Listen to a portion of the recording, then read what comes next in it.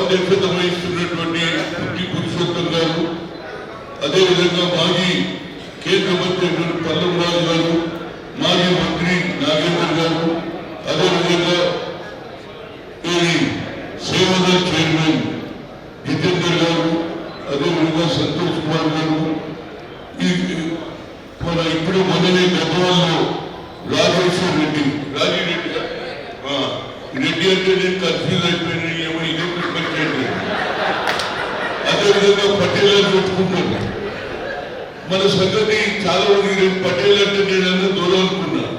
ఇవాళ షోక్ అయింది. తర్వాత పటేల్ ఈయన రాజిరెడ్డి అనేది పక్కకున్నటువంటి జిల్లా గద్వాల్ పక్కన రాయచూరులో నాకు నేను ఇన్ఛార్జ్ గా ఉన్నప్పుడు కర్ణాటక రాయచూరులో ఉంటే నాకు సన్మానం అన్నారు. ముగ్గురు కాపుల సన్మానం అంటే నేను నిజంగానే పోతే ఎవరు చెప్పినా పక్క పేరు రెడ్డే ఉంది. అని నేను ఇదే కట్టుకుంటే సార్ మాకు ఇక్కడ అలవాటు, మేము రెడ్ల పేరు పెట్టుకుంటాము. ఎందుకంటే మనం తక్కువగా అన్నా, రేపు తక్కువగా మమ్మల్ని కన్ఫ్యూజ్ చేస్తున్నావు, ఎవరు ముగ్గురు కాపు ఎవరు రెడ్డో తెలుస్తలేదని చెప్పి నా ఉద్దేశంలో ఈ సమావేశం ఎందుకు పెట్టడం జరిగిందంటే, ఏ రాజీవ్ గాంధీ గారు అయితే ఆనాడు పంచాయతీరాజ్ చట్టం తీసుకొచ్చి మహిళలు ఎన్ని రోజులు ఇళ్లలో కూర్చుంటారు, మొగలికి వండి పెట్టడం, తిండి పెట్టడం, పిల్లలను స్కూల్కు పంపించడం తప్పితే వాళ్ళకు రాజ్యాధికారం రావాలనే ఆలోచన ఎవరు చేయలేదు. అదే ఇందిరాగాంధీ చనిపోయిన తర్వాత రాజీవ్ గాంధీ ఆలోచన వచ్చింది. ఇందిరమ్మ ఉన్నంతకాలం ప్రతి ఆడపడుచు, ప్రతి పేదవాడు మా అమ్మ ఉన్నది, మాకు ఆ ధైర్యం వదిలేదు. కనుక ఆ ధైర్యాన్ని నింపడానికి ఆనాడు పంచాయతీరాజ్ బిల్లు తీసుకొచ్చి మహిళలకు కూడా రిజర్వేషన్ ఇవ్వాలని ఆలోచన. 5 సంవత్సరాలకు ఒకసారి అసెంబ్లీ ఎన్నికలు, పార్లమెంట్ ఎన్నికలు ఏ విధంగా జరుగుతావో అదేవిధంగా పంచాయతీరాజ్ చట్టం తెచ్చిన తర్వాత మా మహిళలు మండల అధ్యక్షులు అవుతారు, జిల్లా పరిషత్ చైర్మన్లు అవుతారు, జిల్లా పరిషత్ చైర్మన్లే కాక సిటీలలో కార్పొరేషన్ మేయర్ కూడా కావడం జరిగింది. ఇది ఆ రోజులలో ఆలోచన. కనుక ఇవాళ ఉన్నటువంటి పరిస్థితులలో మన సంఖ్య ఎంతున్నది. దానికి తోడు ఇవాళ రాజీవ్ గాంధీ గారు ఏదైతే ఆలోచన చేశాడో ఆయన కొడుకైనటువంటి రాహుల్ గాంధీ కూడా ఒక ఆలోచన వచ్చింది. మన తెలంగాణలో కాదు, యావత్ భారతదేశంలో కన్యాకుమారి నుంచి కశ్మీర్ వరకు ఏది భారత్ జోడో యాత్ర పెడితే ఆ జోడో యాత్ర చాలా మంది కలిశారు. రోడ్ల మీద పోయేటోళ్ళు, పేదవాళ్ళు, రైతులు, నిరుద్యోగులు అందరూ కలిసి వాళ్ళ బాధ చెప్పుకున్నారు. సార్ మేము ఎక్కువ సంఖ్యలో అప్పుడు చెప్పాడు ఆయన, నేను కేవలం ఎస్సీ ఎస్టీలకి అన్యాయం జరుగుతలేదు, బీసీలకు కూడా జరుగుతుందని ఆలోచన చేసి వీళ్ళు కండక్ట్ క్యాస్ట్ వైజ్ సెన్సస్. ఈ క్యాస్ట్ వైజ్ సెన్సస్ ఇప్పుడు 1931 అయింది, ఏది బ్రిటిష్ పీరియడ్ లో. ఆ తర్వాత ఎవరు చేయలేదు. నేను అది ఓబీసీ ఎంపీస్ కన్వీనర్ గా 3 సార్లు వచ్చినాక ఓ చెల్లె మీకు చెప్తున్నా, 3 సార్లు వచ్చిన అయ్యా మా సంఖ్య ప్రకారంగా మాకు న్యాయం జరగాలి, మాకు ఒక సెపరేట్ మినిస్ట్రీ ఇవ్వాలన్నాం, మా సంఖ్య ఎక్కువ ఉన్నది అని చెప్తే కూడా ఆయన కులగన చేయలే. అదే రాజ్నాథ్ సింగ్ అన్నాడు 2008 లో నేను తప్పనిసరిగా కులగన చేస్తాడు, ఆయన చేయలేదు. ఇవాళ అదే ఆలోచన రాహుల్ గాంధీకి వచ్చింది, కులగన చేస్తే మీ group to the power reservation లేదని సుప్రీంకోర్టు కొట్టేసింది. అప్పుడు నేను సోనియా గాంధీ దగ్గర పోయినా, అమ్మా we are coming from the local language, మేము తెలుగులో చదువుతాం, తమిళలో చదువుతారు, కన్నడలో చదువుతారు, ఒరియాలో చదువుతారు. But talent is not anybody's property. God has given to everybody. We should give opportunity అన్న. అంటే ఏం చేయాలన్నది. Why don't you put a vote to Dr. Manmohan Singh is being a prime minister? ఆయన పెడితే బిల్లు పాస్ అయిందా అందరు. ఎందుకంటే సంఖ్య అనేది ఎక్కువ ఉన్నది బాబు, ఎవరు గెలిచినా మా ఓట్లతోటే గెలవాలి, మా సంఖ్య ఎక్కువ ఉన్నది. అట్లనే ఇవాళ రేవంత్ రెడ్డి గారు ఇవాళ కులగన జరిగితే 56% వచ్చింది. అంటే ఎవడు గెలిచినా మా ఓట్లతోటే గెలుస్తాడు. కనుక ఇప్పుడు మా పల్లవరాజు గారు పాత ఈశ్వరుడు చెప్పాడు, ఆ రోజులలో ఆంధ్రప్రదేశ్ లో వాళ్ళ తాతగారు పల్లవరాజు గారు ఆ రోజులలో రిజర్వేషన్ పెట్టాడు, ఏది కాపులకు కూడా. కానీ కొందరు పెద్దలు ఫ్యూచర్ ఆలోచన చేసిన వాళ్ళు అరే వీళ్ళు బీసీలు గిన టాపులు గిన వస్తే రాజ్యాధికారం వాళ్ళ చేతికి పోతుంది అనుకున్నారు. వాళ్ళు ఒట్టేసారు కాబట్టి ఇవాళ కూడా ఆంధ్రలో కూడా బీసీలు కలపాలని వాళ్ళు ఉద్యమాలు చేస్తున్నారు. పల్లవరాజు గారు అందరూ కూడా. నా ఉద్దేశంలో ఇక సమయం ఆసన్నమైందిరా బాబు. ఒకప్పుడు మా దగ్గర ఆంధ్రప్రదేశ్ లో ఫస్ట్ నేనైనా రాజీవ్ గాంధీ దేవల్ల ఆంధ్రప్రదేశ్ పిసిసి అధ్యక్షుడుగా, నా తర్వాత డి శ్రీనివాస్ అయ్యిండు, నా తర్వాత ఎవరైండు కె కేశవరావు అయ్యిండు, ఆ తర్వాత పున్నాల లక్ష్మయ్య గారు, నలుగురు అయిన. ఒకప్పుడు డిప్యూటీ మేయర్ కూడా హైదరాబాద్ లో మా వాళ్ళే ఉండేవాళ్ళు. డిప్యూటీ మేయర్ బాగానే ఎర్రం సత్యనారాయణ ఏది స్పీకర్ గా వీళ్ళందరూ కూడా పేరు అయ్యారు, డిప్యూటీ స్పీకర్ అయ్యారు. కానీ ఇవాళ మన సంఖ్య ఎందుకు తగ్గుతుందంటే మనం బలమైందో గురించుకుంటలేము. మనం ఎక్కువ సంఖ్యలో ఉన్నాం కానీ మనకు ఆలోచనలో కొంత తక్కువ ఉన్నది. నేను గతంలో చెప్పిన చిరంజీవికి, అయ్యా నువ్వు ముఖ్యమంత్రి అవుతావురా బాబు, నువ్వు తిరుపతి నుంచి వదులుకోకన్నా ఆనాడు కేంద్రంలో ఉన్నటువంటి గులాం నబీ ఆజాద్ చెప్పిన హనుమంతరావు సబ్జా హౌస్కు ఓ సీఎం బనేగా, లేకుంటే ఆయన అవుతుండే. ఆ అవకాశం గొడవపెట్టుకున్నాను. ఆ తర్వాత ఎవరు వచ్చిండు, ఆయన ఏం రెడ్డి ఆయన ముఖ్యమంత్రి అయింది, కిరణ్ కుమార్ రెడ్డి అయింది. ఒక్కసారి ఎమ్మెల్యేగానే డైరెక్ట్ ముఖ్యమంత్రి కొట్టేసింది. సరే అయిపోయింది. ఇప్పటికన్నా మనలో యూనిటీ రావాలి. నేను చూసిన ఆంధ్రలో కొప్పుల వెల్మ అంటే బీసీ, కానీ ఇక్కడ తెలంగాణలో వెల్మలంటే అగ్రకులాల వాళ్ళు తొడలు. వాళ్ళు వీళ్ళు కలిసినప్పుడు మేము ఎందుకు కలవదు, కలుస్తారా లేదా? ఇక్కడ 300 కాపులతో కలిస్తేనే ఎన్నడన్నా ముఖ్యమంత్రి అవుతారు. అర్థమైందా? మన సంఖ్య ఎక్కువది, బలం ఇంకా పెరుగుతుంది.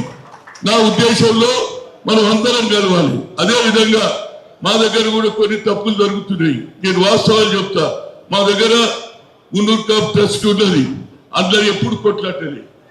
ఏం కొట్లాటరా బాబు, ఇది ఏడ డబ్బు ఎక్కువ అవుతుందో ఆడ కొట్లాటలు అయితే అయినట్టు. నేనేమంటున్నంటే జరిగింది ఏదో ఆ రోజులలో ఏది ఎండోమెంట్ కు పోయింది. నేను కొట్లాడి అన్నాడు రామచంద్రయ్య గారికి చెప్పి ఏది ట్రస్ట్ బోర్డు చేపించినాం. 10 ఏళ్ళ ఏ డెవలప్మెంట్ లెక్క పక్కకెళ్ళి మిఠాయి చేస్తారు, తింటారు, మీటింగ్ అయిపోయింది అనుకుంటున్నారు. ఎన్ని రోజులు మా అక్క చెల్లెళ్ళ పిల్లలు ఇవాళ ఆదిలాబాద్ నుంచి, మహబూబ్నగర్ నుంచి, కరీంనగర్ నుంచి, ఏది జిల్లాలో నుంచి వచ్చిన ఆడపిల్లలు ఏదో చదవాలి బాబు, వాళ్ళకి హాస్టల్ కావాలా లేదా? ఆ హాస్టల్ గురించి మేము ఫైట్ చేస్తున్నాం.